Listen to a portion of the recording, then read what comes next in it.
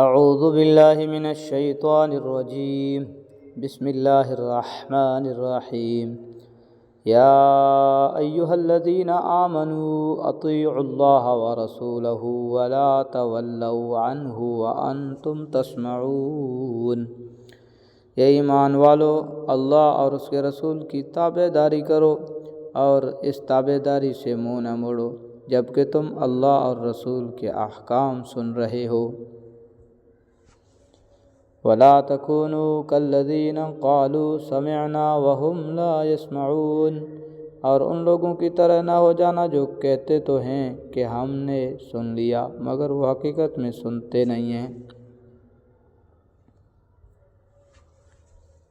إِنَّ شَرَّ الدَّوَابِّ عِندَ اللَّهِ الصُّمُّ الْبُكْمُ الَّذِينَ لَا يَعْقِلُونَ۔ یقین رکھو کہ اللہ کے نزدیک بدترین جانور وہ بہرے گونگے لوگ ہیں جو عقل سے کام نہیں لیتے۔ پچھلی آیت میں سننے سے مراد سمجھنا ہے، اور مطلب یہ ہے کہ کافر لوگ کانوں سے تو سننے کا دعویٰ کرتے ہیں مگر سمجھنے کی کوشش نہیں کرتے، اس لحاظ سے وہ جانوروں سے بھی بدتر ہیں، کیونکہ بے زبان جانور اگر کسی کی بات کو نہ سمجھے تو اتنی بری بات نہیں ہے، ان میں یہ صلاحیت پیدا ہی نہیں کی گئی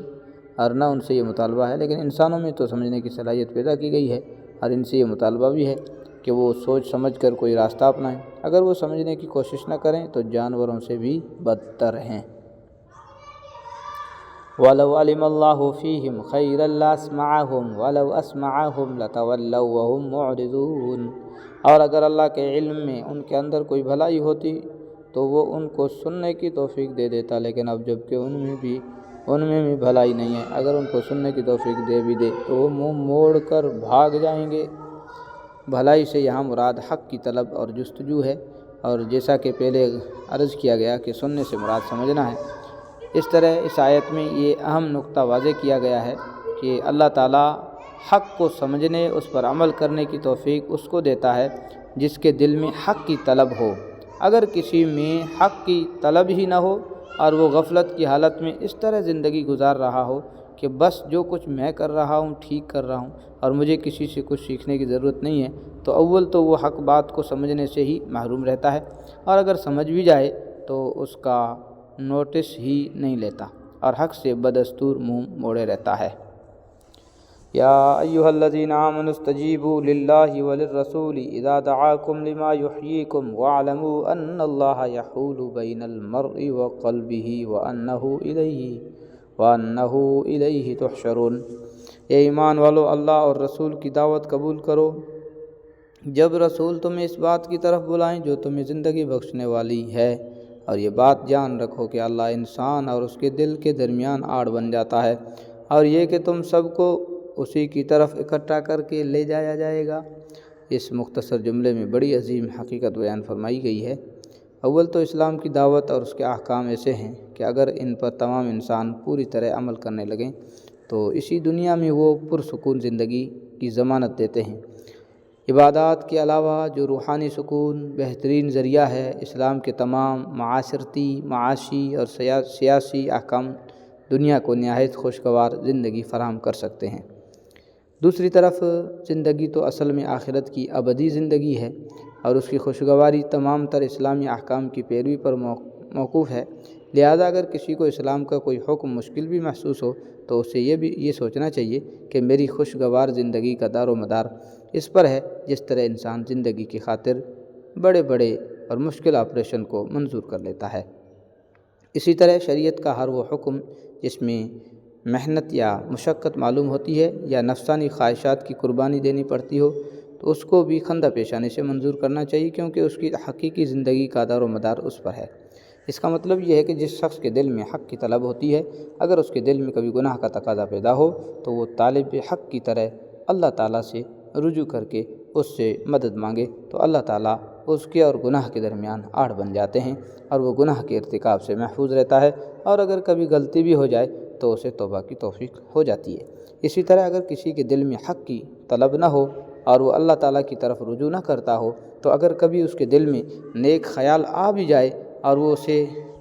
ٹالتا چلا جائے تو اسے نیکی کی توفیق نہیں ملتی، کچھ نہ کچھ اسباب ایسے پیدا ہو جاتے ہیں کہ اس کے دل میں جو خیال آیا تھا وہ کمزور پڑ جاتا ہے، اس پر عمل کا موقع نہیں ملتا۔ اس لیے بزرگوں نے فرمایا کہ جس کسی نیکی کا خیال آئے تو اسے فوراً کر گزرنا چاہیے، ٹالنا خطرناک ہے۔ واتقوا فتنة لا تصيبن الذين ظلموا منكم خاصة واعلموا ان اللہ شدید العقاب۔ اور ڈرو اس بات سے، اور ڈرو اس وبال سے، اور ڈرو اس وبال سے جو تم میں سے صرف ان لوگوں پر نہیں پڑے گا جنہوں نے ظلم کیا ہوگا، اور جان رکھو کہ اللہ کا عذاب بڑا سخت ہے۔ اس آیت کریمہ میں ایک اور اہم حکم بیان فرمایا گیا ہے، اور وہ یہ کہ ایک مسلمان کی ذمہ داری صرف یہ نہیں ہے کہ وہ اپنی ذات کی حد تک شریعت پر عمل کرے، اس کی ذمہ داری یہ بھی ہے کہ اگر معاشرے میں کوئی برائی پھیل رہی ہے تو اپنی طاقت کی حد تک اس کو روکنے کی کوشش کرے۔ اگر لوگ اپنے فریضے میں کوتاہی کریں، اس برائی کا کوئی وبال آئے تو وہ وبال صرف ان لوگوں کی حد تک محدود نہیں رہے گا جو اس برائی میں براہ راست ملوث تھے، بلکہ جو لوگ اس برائی کا خود تو ارتکاب نہیں کر رہے تھے مگر دوسروں کو اس سے روکتے بھی نہیں تھے، وہ بھی اس وبال کا شکار ہوں گے۔ وَاذْكُرُوا إِذْ أَنْتُمْ قَلِيلٌ مُّسْتَضْعَفُونَ فِي الْأَرْضِ تَخَافُونَ أَن يَتَخَطَّفَكُمُ النَّاسُ فَآوَاكُمْ وَأَيَّدَكُمْ بِنَصْرِهِ وَرَزَقَكُم مِّنَ الطَّيِّبَاتِ لَعَلَّكُمْ تَشْكُرُونَ۔ اور وہ وقت یاد کرو جب تم تعداد میں تھوڑے تھے، تمہیں لوگوں نے تمہاری سرزمین میں دبا کر رکھا ہوا تھا، تم ڈرتے تھے کہ لوگ تمہیں اچک کر لے جائیں گے، پھر اللہ نے تمہیں ٹھکانہ دیا اور اپنی مدد سے تمہیں مضبوط بنا دیا اور تمہیں پاکیزہ چیزوں کا رزق عطا کیا تاکہ تم شکر کرو۔ یا ایھا الذین آمنوا لا تخونوا اللہ والرسول وتخونوا اماناتکم وانتم تعلمون۔ اے ایمان والو، اللہ اور رسول سے بے وفائی نہ کرنا اور نہ جانتے بوجھتے اپنی امانتوں میں خیانت کر کے اے ایمان والو، اللہ اور رسول سے بے وفائی نہ کرنا اور نہ جانتے بوجھتے اپنی امانتوں میں خیانت کے مرتکب ہونا۔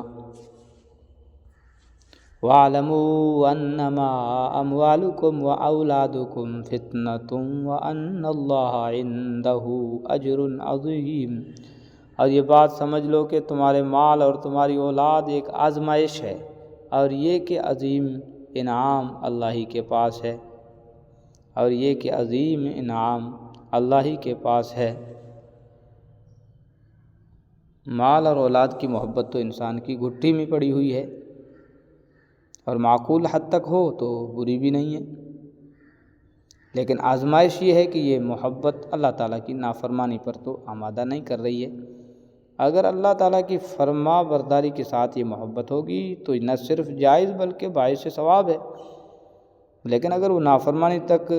لے جائے تو ایک وبال ہے۔ اللہ تعالیٰ ہر مسلمان کی اسے حفاظت فرمائے، آمین۔ صدق اللہ العظیم۔